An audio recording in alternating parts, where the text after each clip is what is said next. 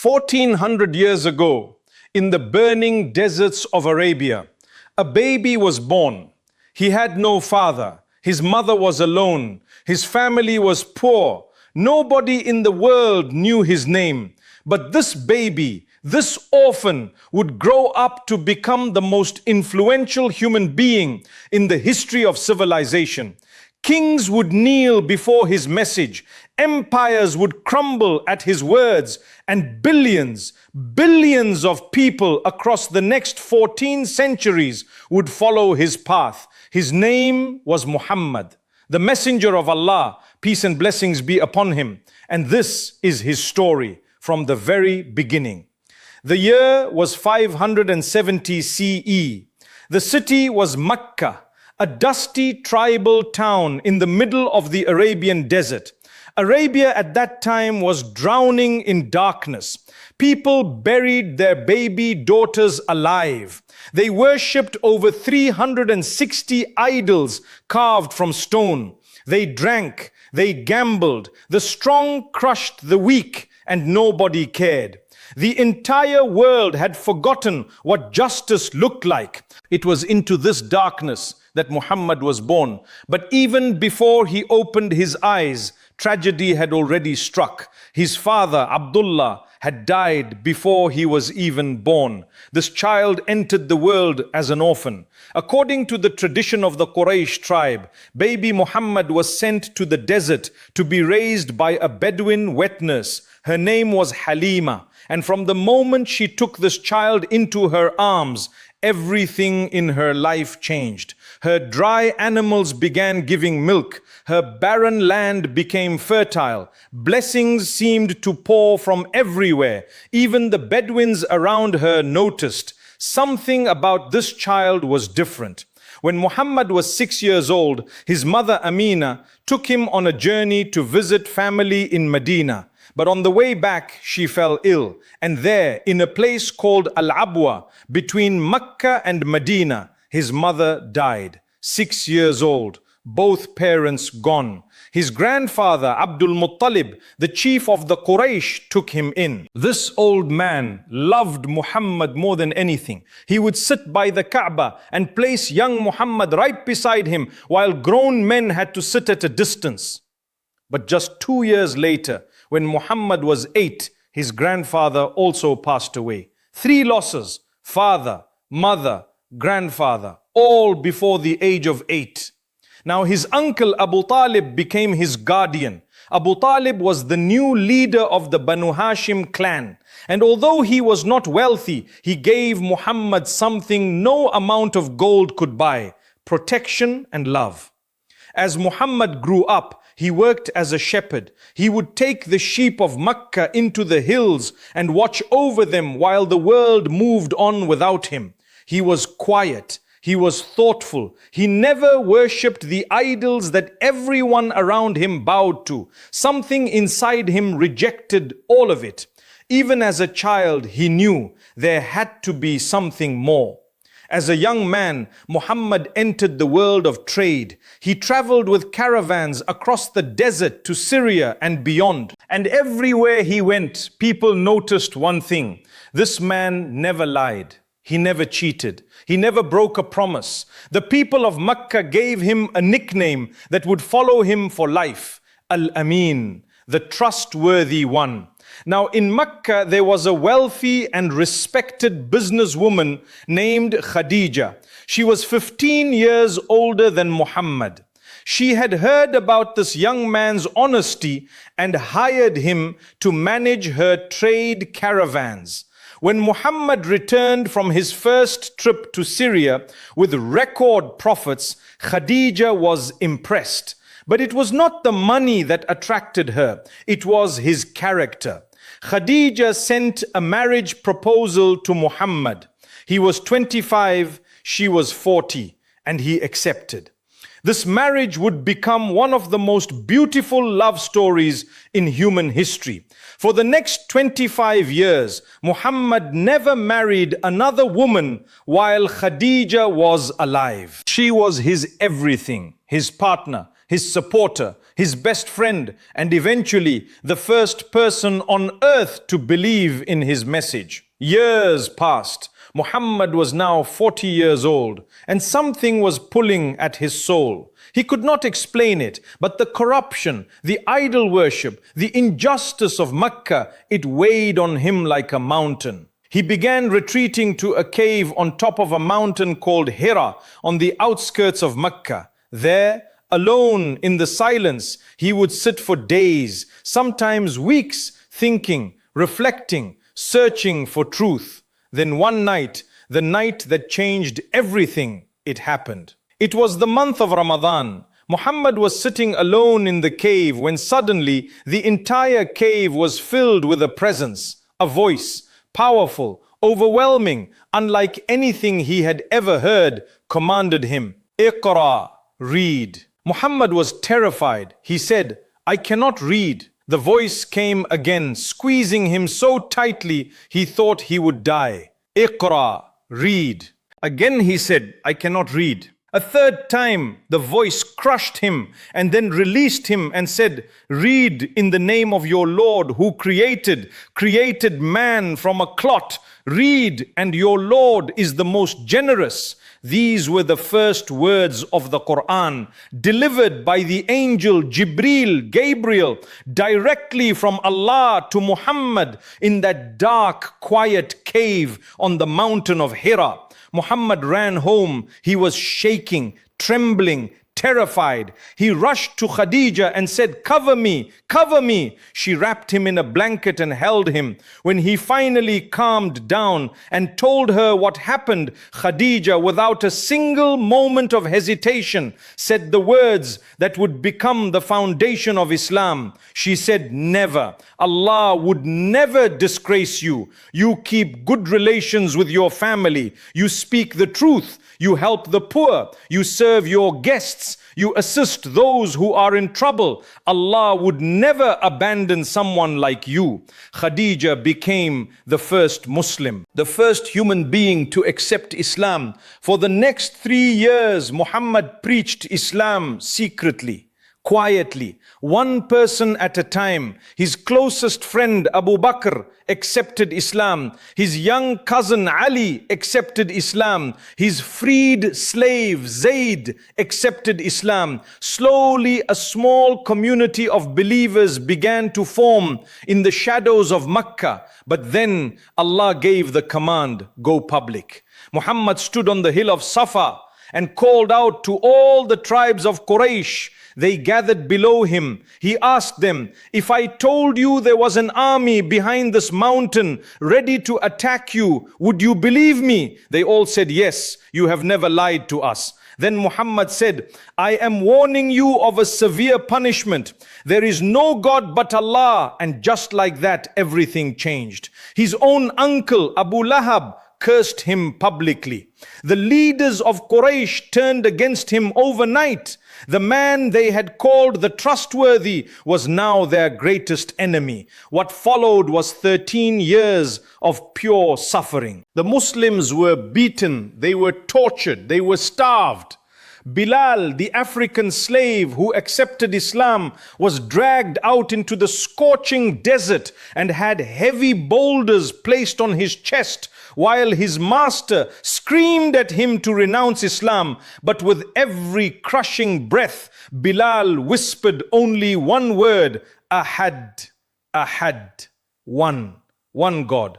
Sumayya, a woman, became the first martyr of Islam, killed simply for saying, La ilaha illallah. The Quraysh imposed a complete boycott on Muhammad's entire clan. For 3 years, the Muslims were trapped in a valley outside Makkah. No food, no trade, no contact with anyone. They ate leaves of trees. They chewed on leather to survive. Children cried from hunger in the night. And then, in one devastating year, the year of sorrow, Muhammad lost the two people who meant more to him than anyone in the world. First, His beloved wife Khadija died. The woman who had believed in him when nobody else did, the woman who had held him when he was afraid, she was gone. And shortly after, his uncle Abu Talib, the man who had protected him from the Quraysh his entire life, also died. Without Abu Talib's protection, Muhammad was now completely exposed. It was at the lowest point of his life that Allah gave him one of the greatest miracles in human history, the night journey, Al-Isra wal-Miraj. In a single night, Muhammad was taken from Makkah to Jerusalem, and from Jerusalem through the 7 heavens to the very presence of Allah. He met the prophets who came before him, Ibrahim, Musa, Isa, and he received the command of the 5 daily prayers. When he returned and told the Quraysh, they laughed. They mocked him. But Abu Bakr, his best friend, said without flinching, if he said it, then it is true. From that day, Abu Bakr earned the title As-Siddiq, the truthful. Finally, after 13 years of suffering in Makkah, the command came from Allah, leave. Migrate to Medina. The Quraysh had already planned to assassinate Muhammad that very night. They surrounded his house. Ali volunteered to sleep in the Prophet's bed as a decoy, and under the cover of darkness, Muhammad and Abu Bakr slipped out of Makkah. They hid in a cave called Thawr. The Quraysh search parties came right to the mouth of the cave. Abu Bakr whispered in fear, Ya Rasulullah, if they look down, they will see us. And Muhammad, calm, peaceful, trusting, said, do not grieve. Indeed, Allah is with us. A spider had woven its web over the cave entrance. A pigeon had built its nest at the opening. The search party saw these and said, no one has entered here. They left. Muhammad and Abu Bakr arrived in Medina to a reception unlike anything the world had seen. The entire city came out singing. The famous words echoed through the streets. Tala al-Badru alayna. The full moon has risen upon us. In Medina, Muhammad built a new society from scratch. He established the first Islamic state. He wrote the Constitution of Medina, one of the first written constitutions in human history, guaranteeing rights to Muslims, Jews, and Christians living together. He built his mosque with his own hands, carrying bricks alongside his companions. But the Quraysh were not done. They came for him. At the Battle of Badr, just 313 Muslims faced over 1,000 well-armed Quraysh warriors. Muhammad stood on the battlefield, raised his hands to the sky, and made dua with tears streaming down his face. O Allah, if this small group is destroyed today, you will never be worshipped on this earth again. Allah answered. The Muslims won a miraculous victory at Badr that stunned the entire Arabian Peninsula. Then came the Battle of Uhud, where the Muslims suffered heavy losses. Muhammad himself was wounded, his face was cut, his tooth was broken, and a rumor spread that he had been killed. But he survived. Then the Battle of the Trench, when 10,000 enemy soldiers surrounded Medina and tried to wipe out the Muslims once and for all. The Muslims dug a massive trench around the city and held their ground until Allah sent a fierce wind that scattered the enemy forces and broke their siege. Then came the Treaty of Hudaybiyah, a peace deal that looked like a defeat, but turned out to be the greatest strategic victory in Islamic history. With peace established, Islam spread like wildfire. In just 2 years, more people accepted Islam than in the entire previous 18 years combined. And then, the moment that changed everything. In the year 630 CE, Muhammad marched toward Makkah with 10,000 Muslims. The city that had tortured him, starved him, tried to kill him, exiled him, he was coming back. The Quraysh were terrified. They expected blood. They expected revenge. They expected the kind of conquest that every king in history had carried out: slaughter, looting, enslavement. Muhammad entered Makkah with his head bowed low on his camel, so low that his forehead nearly touched the saddle. In humility, in gratitude, not in arrogance, he walked into the Kaaba. He smashed every single one of the 360 idols with his own hands, and he recited, "The truth has come and falsehood has vanished. Indeed, falsehood is ever bound to vanish." Then he turned to the people of Makkah, the people who had tortured his followers, who had killed his companions, who had driven him out of his own home, and he said the most incredible words any conqueror has ever spoken: "Go, you are all free." No revenge, no punishment, no execution, complete and total forgiveness. The entire city of Makkah accepted Islam that day. 2 years later, in the year 632 CE, Muhammad made his final pilgrimage to Makkah, standing on the plain of Arafat before over 100,000 Muslims. He delivered his farewell sermon. He said, "All mankind is from Adam, and Adam was from dust. An Arab has no superiority over a non-Arab, nor does a non-Arab have superiority over an Arab. A white person has no superiority over a black person, nor does a black person have superiority over a white person, except by piety and good action." He said, "O people, your Lord is one, and your Father is one. You are all from Adam." Then he asked the people, "Have I delivered the message?" They roared, "Yes." He raised his finger to the sky and said, "O Allah, bear witness." Shortly after returning to Medina, the Prophet fell ill. A fever gripped his body. He grew weaker day by day. He continued to lead prayers as long as he could, but eventually asked Abu Bakr to lead in his place. On the 12th of Rabiul Awwal in the year 11 AH, June 8th, 632 CE, the Prophet Muhammad rested his head in the lap of his beloved wife Aisha. He looked upward, his lips moved, and his final words were whispered, "With the highest companions, O Allah, with the highest companions in paradise."